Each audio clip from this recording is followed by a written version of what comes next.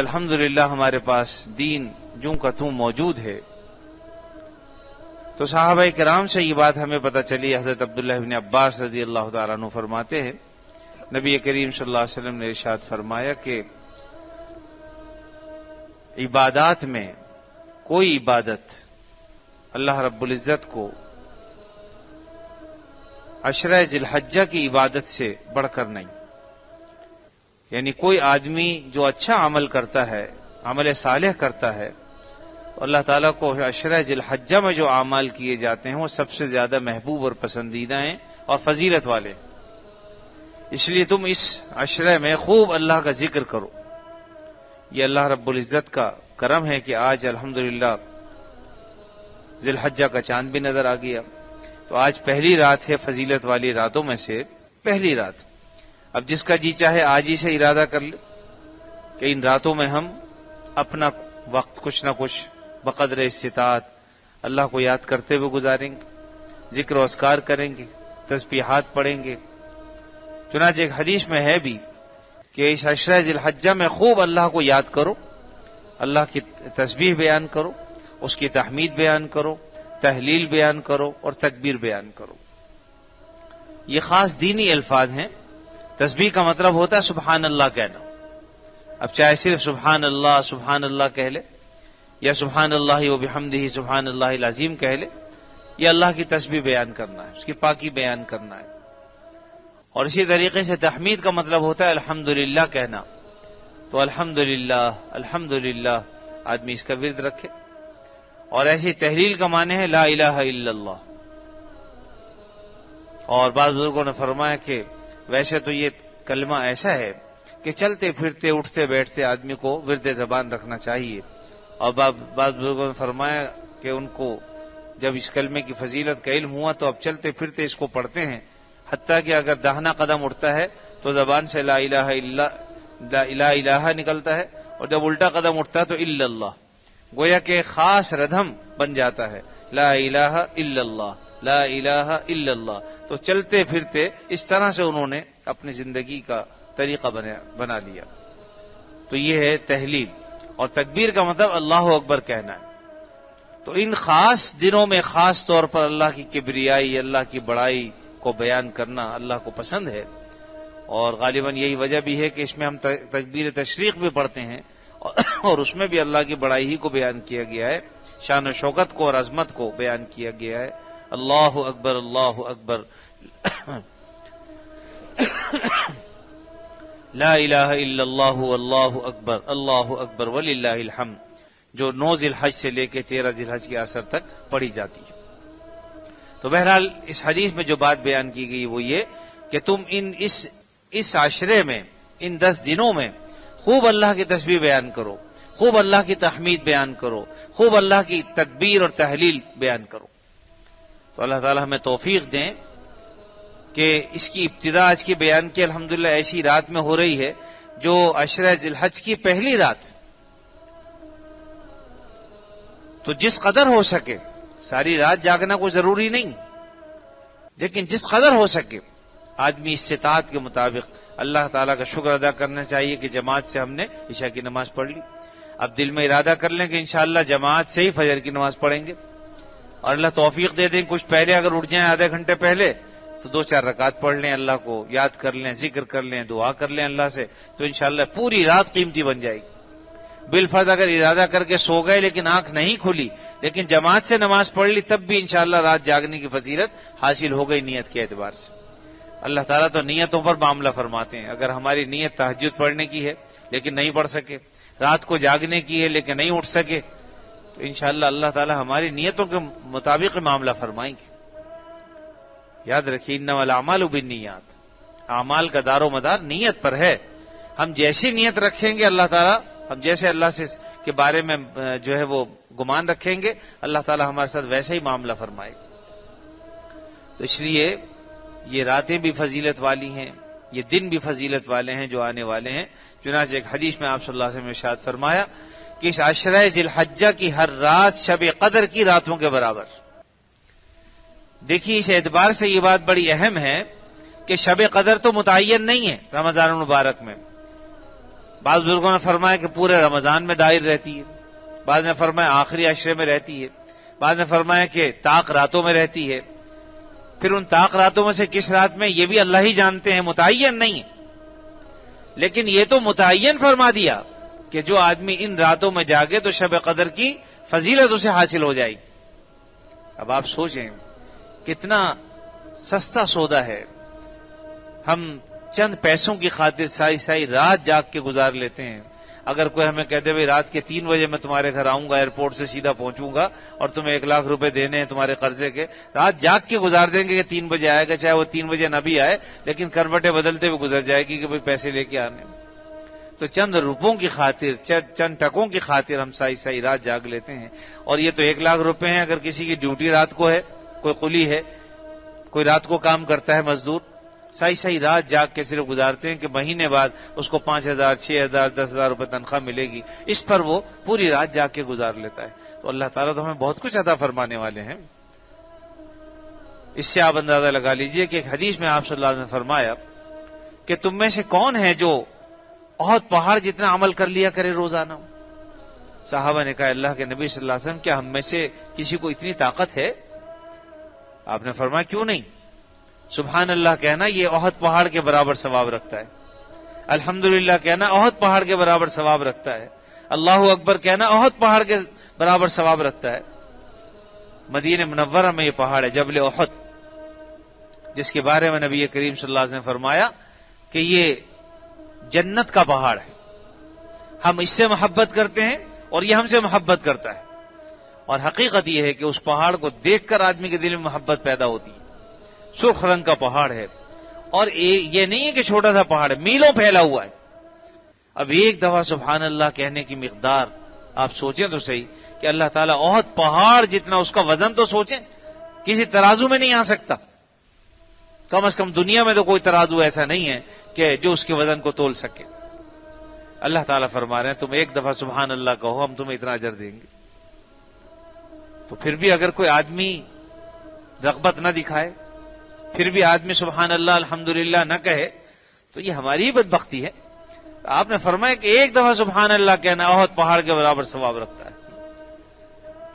اور ایک اور حدیث میں آپ صلی اللہ علیہ وسلم نے ارشاد فرمایا کہ کوئی شخص جو 100 مرتبہ سبحان اللہ کہتا ہے، اللہ تعالیٰ اس کو 100 عربی غلام آزاد کرنے کا ثواب عطا فرماتے۔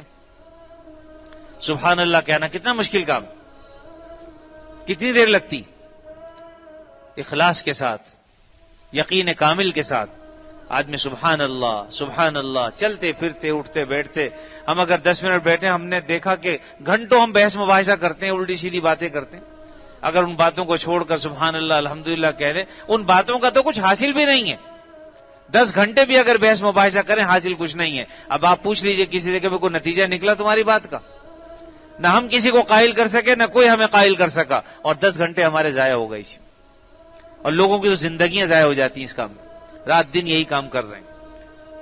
لیکن اگر یہی وقت ہم اللہ تعالیٰ کی تسبیح بیان کرنے میں، الحمدللہ پڑھنے میں، تو نہ جانے کہاں سے کہاں ہمارا مقام پہنچ جائے اور کتنا اجر و ثواب اللہ تعالیٰ ہمیں عطا فرما دے۔ اللہ کے یہاں دینے میں یاد رکھیے کوئی کمی نہیں، ساری دنیا کو اللہ تعالیٰ اگر سب کچھ عطا فرما دیں تو اللہ کے خزانوں میں اتنی بھی کمی نہیں آتی، جتنا کہ سوئی کو آپ سمندر میں ڈالیں، جو پانی اس کی نوک پہ لگتا ہے نا، اتنی بھی اس کے خزانے میں کمی نہیں واقع ہوتی، اتنا عطا فرمانے والے ہیں۔ ہماری جھولیاں تنگ ہیں، اللہ تعالیٰ کی عطا تنگ نہیں ہے، اللہ تعالیٰ تو خوب دینے والے۔ تو فرمایا جو 100 مرتبہ سبحان اللہ کہہ لے اس کو ایسا ثواب اللہ عطا فرماتے ہیں کہ 100 عربی غلام آزاد کر دیے اس نے، اور اگر 100 مرتبہ الحمدللہ کہہ دے تو ایسے ہیں کہ جیسے اس نے 100 گھوڑے بما ساز و سامان کے اللہ کے راستے میں اس نے جو ہے وہ دے دیے۔ اور ایسے ہی اللہ اکبر، اس کا ثواب 100 اونٹ ذبح کرنے کا، 100 اونٹ ذبح کرنے کا ثواب ہے۔ اور فرمایا لا الہ الا اللہ کا جہاں تک تعلق ہے تو لا الہ الا اللہ کا معاملہ تو یہ ہے، آسمان و زمین کے درمیان جو کچھ بھی ہے اللہ تعالیٰ اس کی وجہ سے پورا آسمان و زمین نیکیوں سے بھر دیتے۔ اب کوئی تصور ہے؟ لامحدود بات ہو گئی، یعنی ہمارے لیے تو لامحدود ہی ہے، اللہ کے لیے چاہے زمین اور آسمان محدود ہیں لیکن ہمارے لیے لامحدود۔ ہماری تو نظر بھی ایک حد تک جاتی ہے، اس کے بعد نہیں جاتی، لیکن یہ کتنا فاصلہ ہے، کتنی مدت ہے کا زمانہ ہے. بعض روایتوں میں آتا ہے کہ کوئی تیز رفتار سواری میں اگر کوئی سواری سفر کرے تو 500 برس کا راستہ ہے ایک آسمان سے دوسرے آسمان تک. تو بات یہ ہے کہ تو اللہ تعالیٰ ہی جانتے ہیں اس کی حقیقت، لیکن بہرحال اللہ تعالیٰ نے یہ سبحان اللہ الحمدللہ اللہ اکبر کہنے میں یہ اجر و ثواب رکھا ہے. اور خاص طور پر اس عشرہ ذی الحجہ میں حضرت ابن عباس رضی اللہ تعالیٰ عنہ فرماتے ہیں تم کثرت کے ساتھ اللہ کا ذکر کرو، کثرت سے تسبیح بیان کرو، کثرت سے تحمید کرو، کثرت سے تحلیل اور تکبیر کہو. تو یہاں تو یہ تو ذکر و اذکار ہے، اور یہ ایسا آسان نسخہ ہے، چلتے پھرتے اٹھتے بیٹھتے آپ لیٹے میں تو پڑھ سکتے ہیں، بیٹھے میں تو پڑھ سکتے ہیں، بس میں بیٹھے میں تو پڑھ سکتے ہیں، قطار میں لگے ہوئے تو پڑھ سکتے ہیں، مسجد میں بیٹھے ہیں تو پڑھ سکتے ہیں، اچھا پاک ہے تب بھی پڑھ سکتے ہیں، ناپاک ہے تب بھی پڑھ سکتے ہیں، یعنی اگر کوئی بے وضو ہے تب بھی پڑھ سکتے ہیں، حتیٰ کہ نہانے کی حاجت ہے تب بھی سبحان اللہ الحمدللہ اللہ اکبر پڑھ سکتا ہے، کوئی پابندی نہیں ہے. اللہ نے اپنے ذکر کو اتنا آسان کیا ہے کہ یہ بھی قید نہیں کہ صاحب پاک ہو گئے تبھی پڑھ سکتے ہیں آپ. آدمی اگر ناپاک ہے نہانے کی حالت میں ہے لیکن اللہ کا ذکر کرنا چاہے تو کوئی چیز روکتی نہیں. ولا ذکر اللہ اکبر، اللہ کا ذکر سب سے بڑی چیز، ولا ذکر اللہ اکبر. تو اس لیے اللہ کا ذکر معمولی چیز مت سمجھیے، اور اللہ نے یہ اسی لیے آسان رکھا ہے کہ ہر آدمی کو جس کا جی چاہے، کوئی پڑھا لکھا ہو، کوئی ان پڑھ ہو، کوئی ان پڑھ جاہل آدمی گنوار جٹ ہو، اگر اس کو بھی کہو سبحان اللہ کہو تو کہہ لے گا کہ نہیں کہہ لے گا، الحمدللہ کہہ لے گا، اللہ اکبر کہہ لے گا. یہ ایسی چیز ہے کہ ہر آدمی کو آتی ہے. نہیں قرآن مجید پڑھا ہوا کوئی بات نہیں، الحمدللہ سبحان اللہ تو کہہ سکتا ہے، وہ کہتے.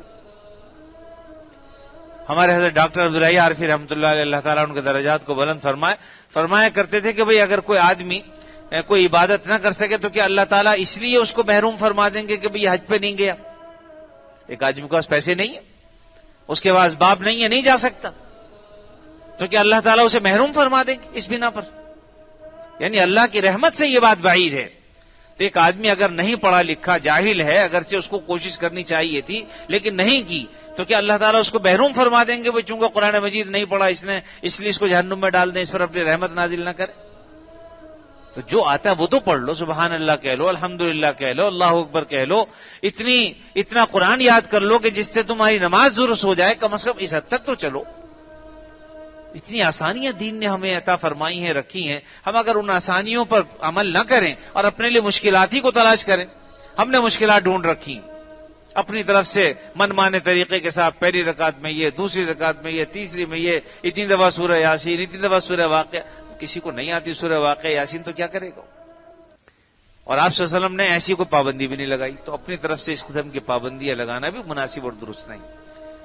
بہرحال اس رات کے بارے میں تو اس طرح کی باتیں میں نہیں سنی جاتی، لیکن نصف شعبان کے بارے میں اور دوسری راتوں کے بارے میں باقاعدہ تقسیم ہوتی ہیں کتابیں، اور اس میں یہ سب چیزیں لکھی بھی ہوتی ہیں کہ بھئی ایسا کرو اور ایسا کرو.